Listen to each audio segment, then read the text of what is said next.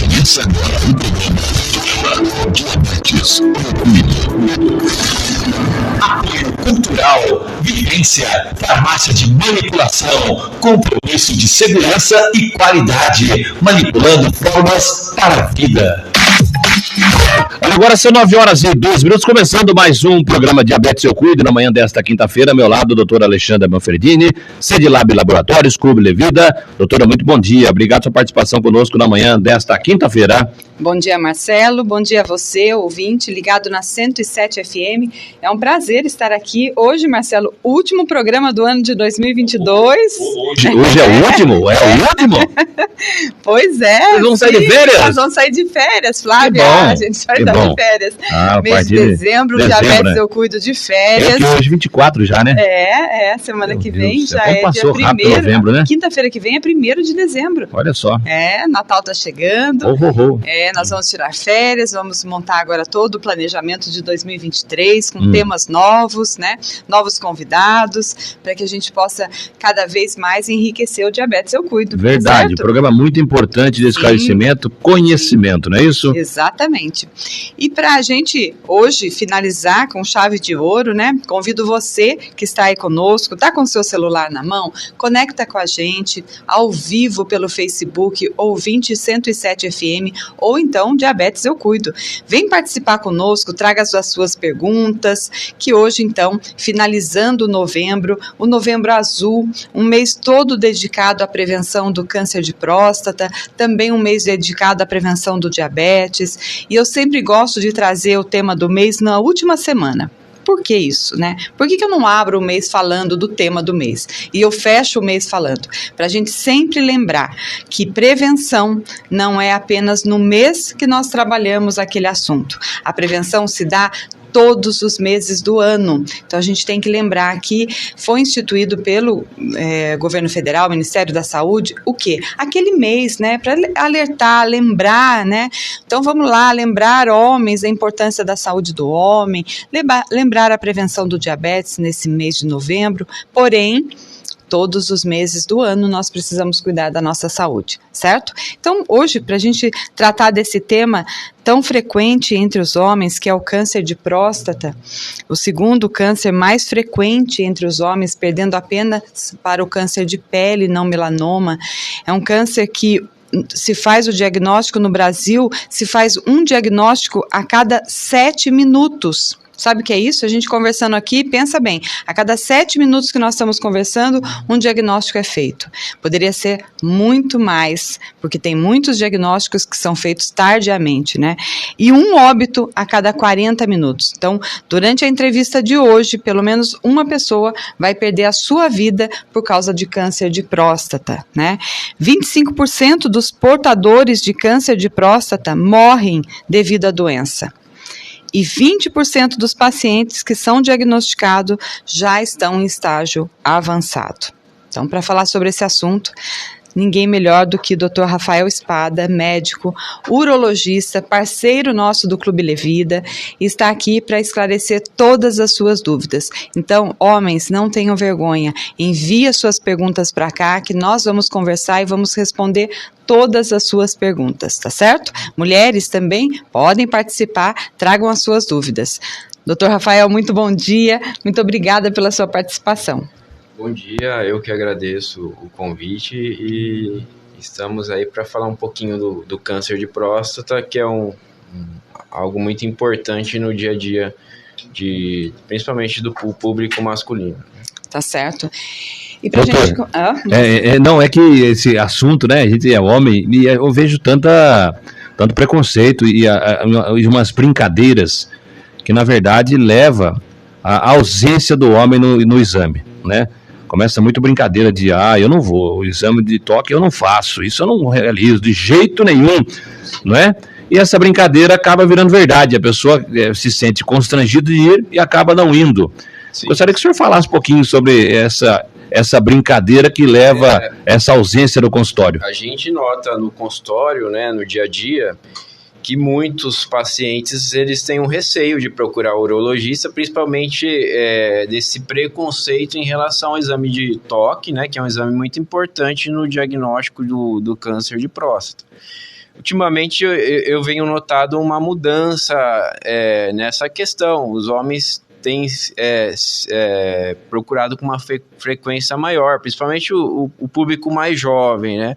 Pessoal de mais idade talvez tenha um certo preconceito, mas o pessoal já tem mudado essa ideia e acha importante cada vez mais melhorar essa questão. Uma frase que eu ouvi uma vez que diz o seguinte, que esse exame não foi feito para dar prazer. Então não tem que gostar, com né? certeza. Eu não gosto de fazer. Não, mas ninguém pediu para você gostar de fazer, não é?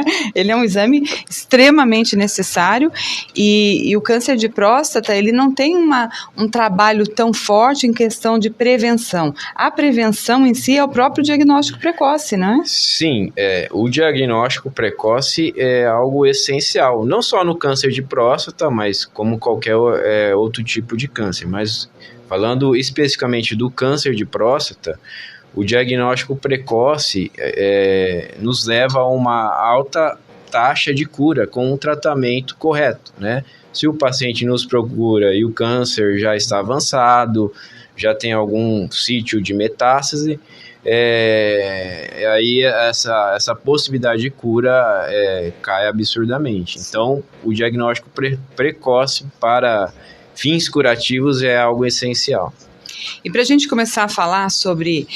A gente está falando muito sobre próstata, né? Mas eu gostaria que o senhor explicasse o que é a próstata, certo? E para que ela serve? Tá. A próstata é um órgão pequeno, né? Ela é localizada à frente da bexiga e acima do reto. Daí que o exame de próstata é realizado por um toque retal. A próstata ela tem uma função importante na fertilidade masculina. Ela produz um fluido prostático que faz parte do sêmen e ele serve para nutrir os espermatozoides. Então, falando mais informalmente, ela deixa os espermatozoides mais fortes, entendeu? Então, essa é a principal função da próstata. E existem outras doenças também, fora o câncer de próstata, que são doenças benignas, mas que são frequentes. Sim, sim. Com o envelhecimento masculino, as principais doenças que nós encontramos na próstata, além do câncer de próstata, principalmente a hiperplasia prostática benigna, que nada mais é que o aumento do volume prostático, que não está relacionada a câncer, né, e pode gerar alguns sintomas urinários, paciente com dificuldade miccional. E menos comumente as prostatites, né, que são as infecções prostáticas causadas geralmente por bactérias. Essas são geralmente as afecções prostáticas mais comuns. E no caso da hiperplasia, o que o paciente sente? Ele sente dor ao urinar ou ele sente que tipo de dificuldade é essa? Sim, os sintomas são variados, aí depende do grau que essa próstata causa na obstrução da micção. Desde jato urinário mais fraco, o jato pode ser intermitente, acordar à noite algumas vezes para urinar, urgência em ir no banheiro, ardência, que a gente chama de disúria, são os sintomas mais comuns, né? Por isso que também faz parte de uma rotina de avaliação do homem para a gente fazer esse diagnóstico e não tratar tardiamente, que pode causar disfunções irreversíveis na bexiga, por exemplo. Porque pensando na anatomia ali da próstata, a uretra, que é o canalzinho que vai levar o xixi, né? Isso. Ele passa no meio dela, né? Passa no meio e aí, se a gente tem uma próstata aumentada, né? Sim, de tamanho, ela vai comprimir essa uretra, né? Isso, gera uma obstrução mecânica mesmo, sim, né? Por aumento do volume da próstata e, consequentemente, sintomas diversos. Doutor, temos aqui a participação do ouvinte, né? Com dúvida com relação aí o tipo de exame, né? Se existe outros exames além do exame de sangue, o exame do toque, se existe outro tipo de exame também. Então, para o rastreio especificamente do câncer de próstata, Eu sempre falo para os pacientes, exame de rastreio não é um exame que fecha diagnóstico. Você pode ter, talvez, o PSA, que é o exame de sangue alterado, ou exame de toque um pouco alterado, que gera uma suspeição do tumor. Aí sim a gente deve fazer exames mais detalhados para fazer esse diagnóstico. Mas como rastreio, a indicação realmente é o exame de toque e o PSA. Existem exames mais modernos que a gente pode lançar a mão, como por exemplo a ressonância de próstata. Mas, em geral, para o diagnóstico, o rastreio do câncer, esses exames, tanto o exame de toque e o exame PSA, são os mais indicados. E também tem uma dúvida, geralmente, das pessoas, que eles falam assim, se eu fizer o exame de PSA, já estou livre disso, né, meu PSA deu normal, estou livre, não preciso fazer o exame do toque retal. Mas isso não é uma verdade. Eu gostaria que o senhor explicasse essa diferença de fazer de fazer outro e de fazer ambos os exames. São algumas questões nessa situação. Isso é muito comum no consultório, o paciente tenha o preconceito, o receio de fazer exame de toque. Muitos pacientes fazem uma avaliação, por exemplo, um médico clínico que solicita o PSA e o médico passa que está normal e acaba não procurando o urologista. Eu sempre passo para os pacientes a importância de procurar o urologista, que é o profissional que vai saber avaliar de uma forma melhor essa questão. Os exames, eles são complementares. O exame de toque complementa o PSA e vice-versa. Existe caso de câncer de próstata que não altera o PSA, por exemplo. Aí que o exame de toque é importante. E também ao contrário, existe caso de câncer de próstata que não altera o exame de toque e o PSA vem alterado. Por isso que é muito importante realizar os dois exames. Tá, um ajuda o outro, um complementa o outro, né? Um complementa o outro. E assim, a gente pensando, eu como mulher, a mulher ela já tem uma rotina de ir ao ginecologista, né? Então a mulher, quando aquela menina na fase da adolescência que vem a primeira menstruação, pronto, já começou ali uma rotina de visita ao ginecologista, né? Sim. E isso a gente percebe para os homens, né? Eu tenho 3 filhos homens, então eu vejo que agora que eles estão com idade acima de 20 anos, essa orientação que eu sempre dou, né? Vai passar pelo urologista, né? Sim. Então, todos eles já estão com essa rotina, né? De passar pelo urologista, ver se está tudo bem, porque a gente não vamos pensar só no câncer. Se você pensar nisso, você vai no médico depois dos 50 anos, não é? Isso é uma tendência do público masculino em geral, procurar um médico quando está realmente com um problema, né? E até foi uma campanha da Sociedade Brasileira de Urologia de incentivo a adolescentes procurar urologista, porque tem doenças urológicas que acometem adolescentes também. Sim. Que é importante no tratamento e prevenção para que no futuro não tenhamos problemas. Sim, com certeza. Doutor, aqui é a participação do ouvinte. Pergunta para o doutor aí por que o médico pede biópsia para o paciente. Então, o exame de biópsia de próstata é o exame que confirma ou não o diagnóstico de câncer de próstata. Então, se ele tem no exame de rastreio alguma alteração sugestiva, esse é o exame que é indicado para fazer o diagnóstico do câncer de próstata. Essa opção, no caso, se tiver um dos exames alterados. É um exame que retira um fragmento da próstata, né, e vai avaliar esse tecido. Como que estão essas células? São células normais? São células alteradas, né? Isso. E vai mostrar, identificando, então, nessa análise, eu como biomédica já estou vendo as células.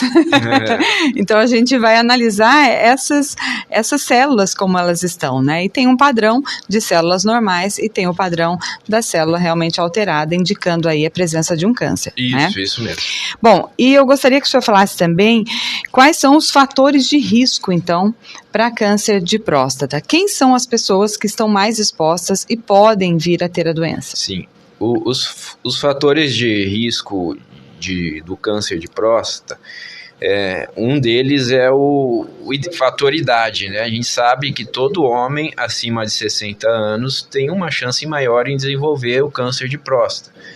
mais de 70% dos diagnósticos de câncer de próstata são em pacientes acima dos 60 anos. Então, a idade acima dos 60 anos é um fator de risco. Pacientes com histórico familiar, tem a questão genética envolvida, principalmente familiares de primeiro grau. O paciente tem até 2, 3, se tiver mais de 2 familiares de primeiro grau com câncer de próstata, é 5 vezes mais o risco de ter câncer de próstata. Então quer dizer que se tiver um pai, o filho tem 2 vezes mais 2 chance a 3 de vezes. ter. Se ele tiver o pai e um filho, o outro filho tem 5 vezes mais chance de ter o câncer de próstata. Doutor, temos aqui a participação de ouvinte. Bom dia, Marcelo. Bom dia, doutora. Eu queria fazer uma pergunta para a doutora a respeito de anticoncepcional. Na verdade, eu tomo a Mesegina e há alguns tempos aí eu parei de tomar para fazer a minha regulação da menstruação. Me senti muito melhor sem tomar ela, né? A Mesegina é muito gente deixa. E, resumindo, eu tenho diabetes, aí eu queria saber se tem alguma indicação com anticoncepcional para quem é diabetes. Doutora, deu para entender? O áudio está meio baixo? Deu para entender sim, mas a dúvida dela é com relação à anticoncepcional. Não é muito hoje o assunto de hoje. Hoje, então, eu oriento que você procure a sua ginecologista, né? Porque tem anticoncepcionais que podem mesmo a pessoa se sentir mais desconfortável com ele e às vezes precisa fazer um ajuste ou do tipo do anticoncepcional, do tipo do hormônio, e fazendo esse ajuste, com certeza a senhora vai se sentir melhor, né? Mas o que eu aconselho é que realmente procurar o ginecologista, se possível, o mesmo ginecologista que receitou o anticoncepcional, para que ele possa fazer essa alteração. Tá, temos aqui a participação do ouvinte. Marcelo, bom dia, doutores. Por que mulher grávida e criança não pode ter contato com o remédio Combodart, é isso? Que é usado para HPV. HPV? Não, não, é HPV utilizado para hiperplasia prostática benigna, né? Isso. Mas é uma medicação de uso exclusivo de homens com essa alteração, né? Hiperplasia prostática. Não é indicado nem para mulheres, nem para crianças. Certo. Voltando então aos nossos fatores de risco, né? Você estava falando da idade, da hereditariedade. Idade, né? Histórico familiar, muito importante. Pacientes da raça negra têm um aumento do risco também de desenvolver câncer de próstata, é uma indicação de início precoce de rastreio. E a obesidade também é um fator de risco para desenvolvimento do câncer de próstata. Esses são basicamente os principais fatores de risco, assim como dietas ricas em gordura, tabagismo, indiretamente pode aumentar o risco de desenvolver câncer de próstata. Assim como outros tipos de câncer também, né? Sim, então, com certeza. A obesidade, eu digo que ela é uma doença primária que primeiro que ela tem que ser pelas pessoas considerada realmente como uma doença. Sim. Que né? Então, tem que ter essa visão. Tem que ter essa visão, porque não é assim, eu estou acima do meu peso. Não, a obesidade, ela é uma doença porque ela altera todo o metabolismo do organismo, né? Então, ela é uma doença pró-inflamatória, né? Inflamatória, que fator de risco não só para câncer de próstata, como outros tipos de câncer. E também o próprio diabetes, né? Também. O diabetes tipo 2 tem uma relação muito grande, né, com a obesidade, né? Então, a gente realmente precisa trabalhar muito isso, trazer essa consciência, né, da importância de uma alimentação melhor, da importância da prática de atividade física, né, do abandono do cigarro. Então, são coisas que nós estamos aqui já, o programa já completou mais de 2 anos e a gente vem trabalhando todas as semanas, falando realmente disso, né? População. Conscientizar que nós precisamos mudar hábitos, Com né? certeza. Mudar hábitos com relação à alimentação, à prática de atividade física, esse incentivo que nós fazemos aqui toda semana para que as pessoas realmente procurem um médico, o quanto mais cedo melhor, como nós estamos falando hoje, deixar esse preconceito de lado, né? E é interessante porque as pessoas que são mais velhas, por que que a gente tem uma incidência tão grande do câncer de próstata nos homens acima de 60 anos? Porque são aqueles mais resistentes mesmo, que quando eles tinham 45, 50 anos, eles não começaram a prevenção. Sim, foram procurar o atendimento. Se eles tivessem ido procurar o atendimento, talvez a gente mudasse esse quadro, né? Sim, com certeza. Eu creio que se a gente, como o senhor falou no começo da entrevista, que tem percebido no consultório homens mais jovens procurando, eu acredito que daqui 20, 30 anos, a gente consiga... Pode mudar, certeza, não é? É essa consciência que a gente precisa desenvolver. Isso que é muito importante, né? O diagnóstico, no câncer de próstata, é muito importante a gente apertar nessa tecla de novo, o diagnóstico precoce. A chance de cura com tratamento em torno de 90% dos casos. Sim. Então, por isso que o diagnóstico precoce é essencial. E assim, mulheres, vocês que estão nos ouvindo, vamos pensar, vocês que são mães, né, mães de filhos homens, assim como eu também sou, incentive os seus filhos, né, incentive seu filho a procurar um médico urologista, a fazer esse acompanhamento, né, ele está na fase da adolescência, 16 anos, 17 anos, já começa, Com né, certeza, começa a consulta, importante. é importante, porque além disso, a gente tem as doenças sexualmente transmissíveis. Sim, tem que ter uma conscientização disso, o adolescente, às vezes não tem uma conversa aberta entre os pais em relação a isso, ou o adolescente não se sente à vontade de conversar e acaba tendo se abrindo melhor com o médico, tem uma exposição melhor e a gente acaba orientando de forma mais adequada, né? Que é a proteção, principalmente das DSTs. E se a gente pensar que o HPV, por exemplo, né, que é um vírus que é o principal causador de câncer de colo de útero nas mulheres, né, esse vírus, ele pode ser transmitido pelo homem e o homem não apresentar sintomas nenhum. Sim. Não é isso? Pode não manifestar não a manifestar nem a lesão, nem ter nenhum outro tipo de sintomas, Com certeza, mas se, por exemplo, teve contato com uma parceira com HPV, teoricamente ele tem um risco de ter a lesão indolente, digamos assim, e a partir do momento acabar desenvolvendo a lesão e transmitir para outros parceiros. Então, importantíssimo, né? Essa consciência de procurar o médico, de fazer os exames de rotina, porque se esse adolescente, esse jovem, ele já tem esse hábito de ir ao médico, ele não vai ter esse preconceito no momento que for fazer o exame do toque retal, porque ele já criou confiança no médico, né? Então, tudo isso é diferente, né, doutor? E outra, a gente,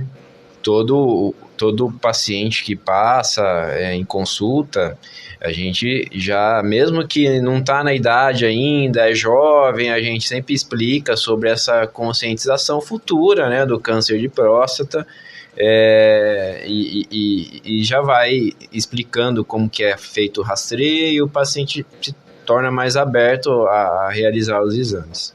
Certo, isso mesmo. Eu gostaria de, então, voltar para a gente deixar bem claro o diagnóstico, né, a importância desses dois exames e em qual momento que o homem tem que fazer, né? Aqueles homens que têm histórico familiar, eles precisam desse rastreio com uma idade mais cedo. A indicação de rastreio pela Sociedade Brasileira de Urologia para pacientes que não têm o histórico familiar e que não são da raça negra a partir dos 50 anos. A gente sabe que a chance de câncer de próstata abaixo dos 50 anos é muito baixa. Apenas 2% dos casos são diagnosticados antes dos 50. Os pacientes com histórico familiar positivo e os pacientes da raça negra, aí a indicação a partir dos 45 anos. Mas cada caso a gente avalia, o paciente passa, explica o histórico dele, às vezes é mais jovem, o paciente é mais ansioso, a gente acaba fazendo já os exames, pelo menos para ter uma tranquilidade maior para esse paciente. E é importante, principalmente, os pacientes com histórico familiar não deixar de procurar o atendimento com o urologista. E também é importante lembrar que esse rastreio, ele é anual, né? Anual.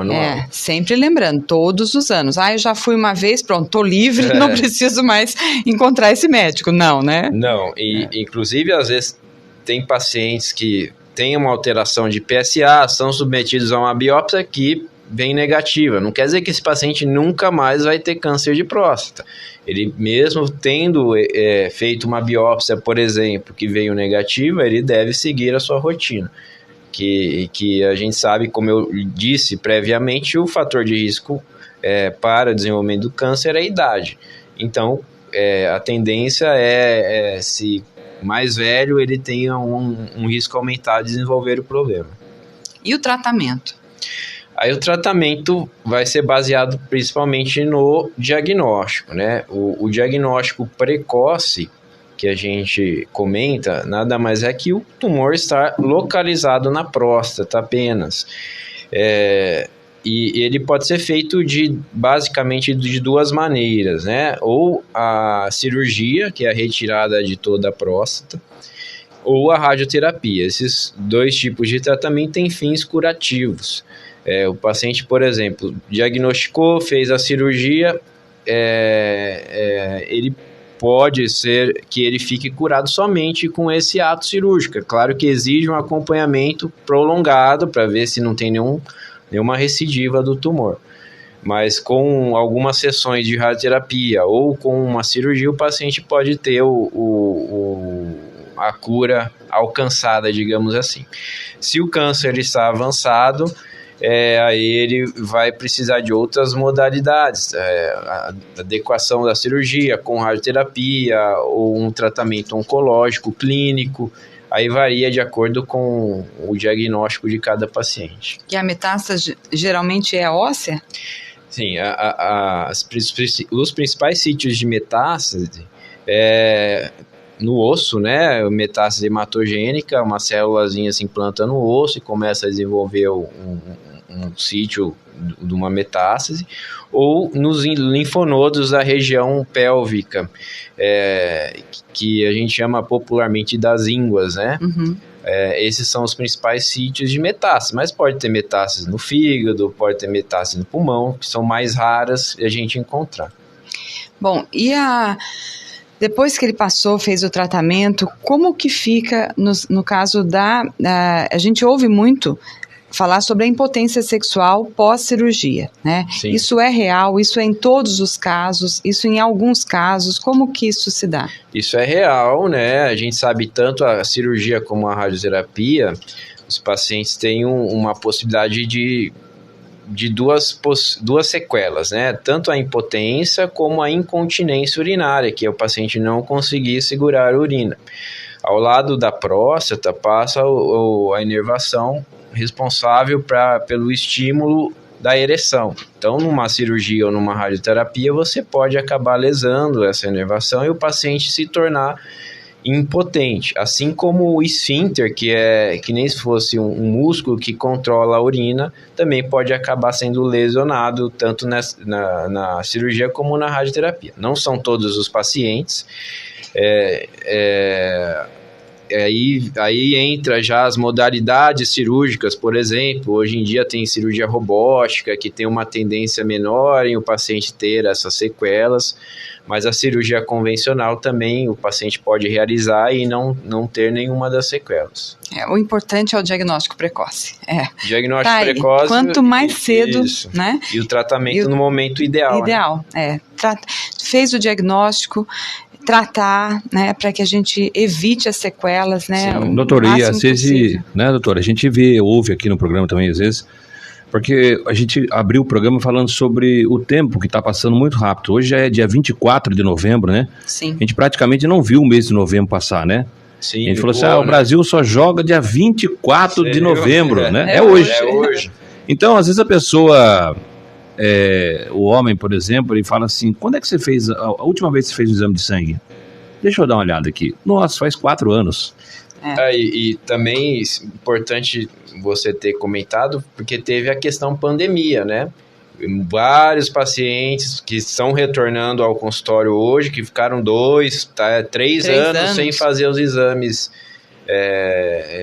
de rotina, não só de próstata, mas de exames gerais, diabetes, colesterol, etc. Isso a gente notou com uma frequência muito grande esse ano. E o que a gente fez também, aproveitando, pensando nessa questão de muitos homens deixarem de fazer os seus exames, né, é que nós preparamos no Laboratório CEDLAB, então você que está nos ouvindo, em parceria com o Dr. Rafael, nós preparamos um check-up para você que é homem, numa condição muito especial, para que você possa se cuidar. Então esse check-up já inclui a consulta médica e todos os exames, né, incluindo até o exame do PSA, porque são exames que vão avaliar se o paciente tem diabetes, vão avaliar se o paciente tem colesterol alto, triglicérides alto, Sim. vai avaliar também as vitaminas, avalia a função do fígado, avalia a função renal.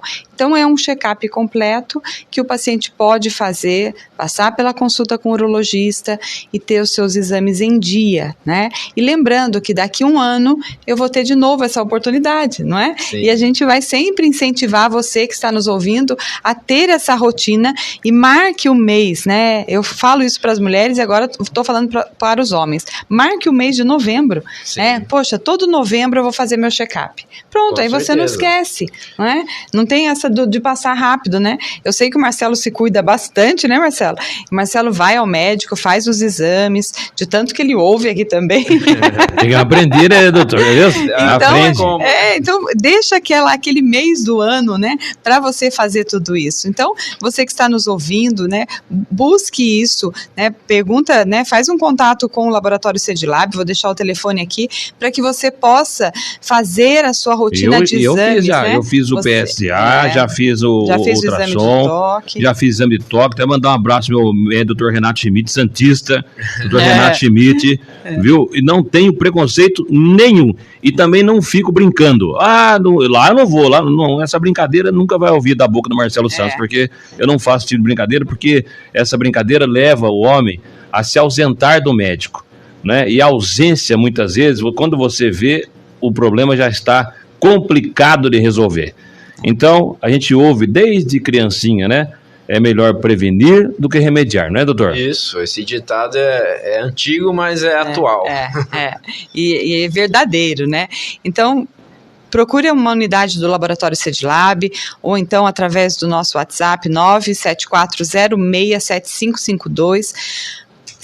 Faça o seu contato, agende seu exame, agende seu check-up, faça seus exames de sangue, passa com a consulta com o urologista, garanta a sua saúde e qualidade de vida, não é? Com certeza, estamos esperando dos pacientes em busca de esse diagnóstico, essa prevenção. Com certeza. E para a gente finalizar, então, o programa de hoje e o último programa de 2022, eu vou sentir saudade de vocês aqui, mas pode ter certeza que eu estarei lá preparando um 2023 ainda melhor, para você que nos acompanha sempre, toda semana aqui. Eu gostaria que o senhor deixasse, então, as últimas recomendações, né, orientações para os homens que estão nos ouvindo. As recomendações, basicamente, é fazer um resumo do que a gente falou aqui, né? Você é homem que não fez o seu exame esse ano ou não faz há um bom tempo, é importante você procurar o seu urologista e deixar de lado o preconceito para realizar os exames de rastreio aí para o câncer, que é algo muito importante. E também para as mulheres, né? A gente vê muito no consultório. Geralmente a minha esposa marcou a consulta. As mulheres têm que ter essa consciência que também pegar no pé aí dos esposos, do irmão, do pai e orientar a procurar o urologista. É isso mesmo, eu ia falar para as mulheres também. Vamos continuar nessa nossa missão de ajudar nossos esposos, né, nossos filhos a procurarem e a se cuidarem, né? Então, doutor, muito obrigada pela sua participação, por toda a orientação, pelo esclarecimento. Agradeço a todas as pessoas que também participaram, trazendo as suas dúvidas, né, tanto pela rádio quanto pelo Facebook. Lembrando que essa live ficará gravada, então você que que assistiu, ai, meu marido tem que ouvir isso, meu filho tem que ouvir, ótimo, encaminha para ele, né? Vamos compartilhar. Então, você está com o seu celular na mão, nos ajude, deixe o seu like aí na nossa live, né? Dá um joia aí que você gostou, né? E encaminhe para o maior número de pessoas possível para que a gente possa juntos compartilhar informação, orientação e saúde para todos, certo? Então, Marcelo, mais uma vez, muito obrigada. Obrigada por todo esse ano de trabalho aqui, pelo espaço que você sempre dedica aqui na rádio para o programa Diabetes Eu Cuido. A rádio cada vez melhor, o estúdio cada vez mais moderno, com tecnologia. Isso tudo nos traz uma alegria muito grande. E 2023 estaremos aqui novamente com um programa totalmente novo, com muita informação, orientação e saúde. Para você, ouvinte, eu volto, viu? Não volto no Diabetes Eu Cuido, mas eu volto aqui na rádio para a gente conversar um pouquinho mais até nas próximas semanas, tá certo? Obrigada a você, ouvinte, obrigada, doutor, obrigada, Marcelo, Flávia, que está conosco, e até a próxima semana que eu volto, se Deus quiser. 9h47.